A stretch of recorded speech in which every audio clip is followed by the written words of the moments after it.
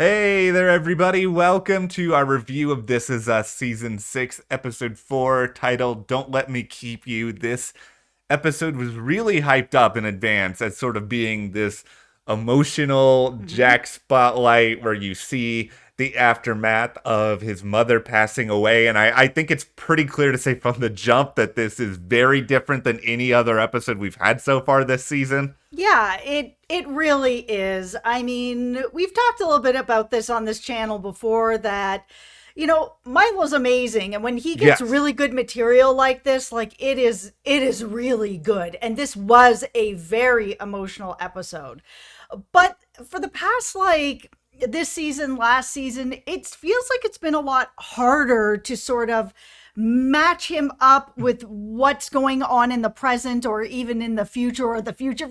Yes. It's just been a lot more difficult to make the connections. So here we have this episode that is completely in a bottle. Yeah. It is not connected to anything right now. Yeah. So we have to sort of try to look at it as that.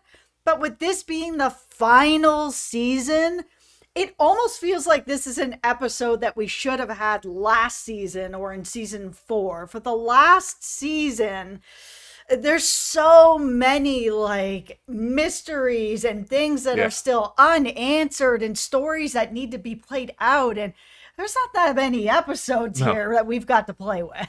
All right, well, before we get further into this particular discussion, hit that subscribe button because we will be here throughout all of the final season, talking about episodes, sharing theories, trying to make sense of all these different timelines. And of course, we love hearing from you guys along the way, so hit that subscribe button. And also be sure to follow us over on Instagram, Matt and Jess TV. We have some new pictures up there. Yeah. Okay, so let's sort of set the stage here. Like I said, you looking for answers? There were no answers in this. The mysteries were not being solved. This was the complete aftermath of that phone call from the last episode that Jack's mother has passed away. I think this episode, to me, it felt distracting, almost feels like one of the better words that I can have in my head, in that I think what was on screen was really heartfelt and really, really emotional. And I think it played into a lot of how people think and react and sort of process grief. But at the same time, and this is something you've alluded to already, we are sort of conditioned by This Is Us to have an answer, to have a tease as to what's to come up. And so for the majority of the episode, while I'm sitting here watching it, I'm sort of waiting for the other shoe to drop. I'm sort of being like, okay, when are they going to do this? When are they going to tie this in? How is it all going to work out? And I think because of that, I really wasn't able to be in the moment, I think, as much as the writers probably wanted me to be in the moment. I found myself distracted by the sort of show that this is throughout the episode. For me, if we're going to get sort of a whole, a bottle episode that's all about this sort of one thing from the past, I need it to be about Rebecca and Miguel, and their relationship and how that actually really kicked off, seeing sort of the transition from, not talking for a while to becoming friends, to maybe feeling guilty about it, to sort of getting into the spot that they're in. This is an episode that they've kind of loosely promised for a long time, for many seasons. It's just never happened. And if I'm gonna get an episode that's like this, that's the episode I really want to see. I had a harder time with this episode because, we've seen Jack's mom and sort of a bit of what's going on, but I'm not as connected to Jack's mom right now. Like I said, we're hitting the curve here and getting to the end of the show, the entirety of the show. This just isn't the story I think I was ready to hear. Yeah, so one of the things I was thinking about a lot in this episode was, okay, what do the writers of This Is Us sort of think of their show as? Do they think of their show as sort of this big, continuous mystery with all these different threads that they're pulling in all these different directions, and we're meant to sort of pick these apart every episode? Or do they just view this as this is a story of family, this is a story of emotion, and sometimes we throw a few mysteries in there to keep you sort of talking about it? But it felt like they really decided in this episode, okay, it's more of the latter. This is an emotional story of family. The mystery stuff is kind of secondary, so we're going to push that aside for a little while and really sort of sink our teeth into that. And I think, the irony in all of this is I think this is going to be a really polarizing episode. Like, I could see some people coming out and being like, I really love this for this, that, or the other reason, but I can also see a lot of people being just like, I didn't like this at all. And I think it comes back to sort of what we were saying earlier. I think it's a very good episode. I think it's an emotional episode, but I think it's one that it was just hard to focus on. I think the problem that the show is running into is that this is a show about family and the different things that have happened in the family's life and all these different timelines. It is about that. It's not about the mysteries. But I think because they're holding on to some rather large mysteries and they are, dangling these mysteries in a really big, hard way, that the audience has not everybody, but I think a lot of the audience has made a shift to, when are we getting answers? We want answers on these mysteries. And we're kind of getting a little more, the audience is leaning more into the mysteries, where the show is kind of like, we're still about family. Don't forget that that's what the show is at its core. And I think that this episode is there for that. One of the things that I think it did sort of the best job at was sort of the emotional complexity that you have of Jack as a character, because I think fundamentally, and you guys may disagree in the comments and that's fine, but I don't think Jack really did anything wrong in a lot of the conversations he had with his mother. I think he was just, in the moment dealing with kids. He's got, a lot of different things going on, but I think it's just after you lose somebody, and it doesn't really matter who it is, you go through all the different sort of processes of looking back and thinking, man, why did I do that? Why did I do this? Like, but I don't think he needs to crucify himself for anything he did with these phone calls.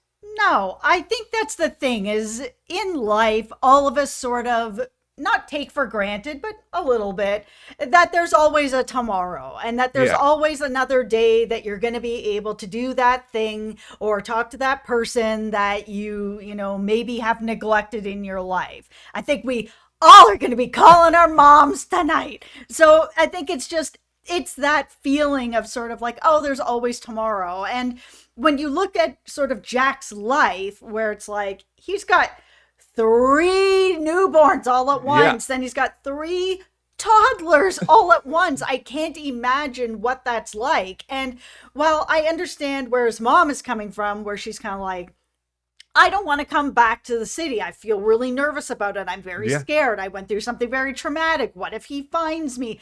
I get it. And we see his mom eventually come back to the city, and she's knitting. She's just like, oh man, I'm really nervous about this. Like, what if he finds me? Is he gonna find me? That sort of thing. It's just, on the other hand, with Jack, it is a lot to put all your kids in that car and try to make a trip like that. I'm not saying he, should have done it or shouldn't have done it. I'm just saying it's a lot and it's daunting. So putting something like that off, I can see it. It's a tough thing to do.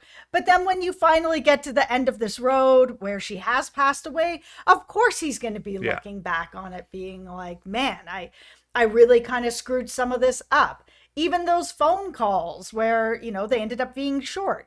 We have to remember, Jack is not a guy who's like deep in his feelings and talking about everything. Like, Jack is Jack, and it's okay that he handled things the way that Jack would handle them. I think he just also, and I don't think this is even necessarily a bad thing, I just don't think he had that much to connect with when it comes to his mother. I think, he did this really bold thing for her and helping to make sure that she was able to get away and able to sort of have a new lease on life. But I just think that their relationship sort of just evolved into okay, we talk every week, make sure we know that we're there for each other. And a lot of other things can kind of just be left unsaid. And that's okay. That doesn't make either one of them, villainous people. The villain is clearly Jack's father.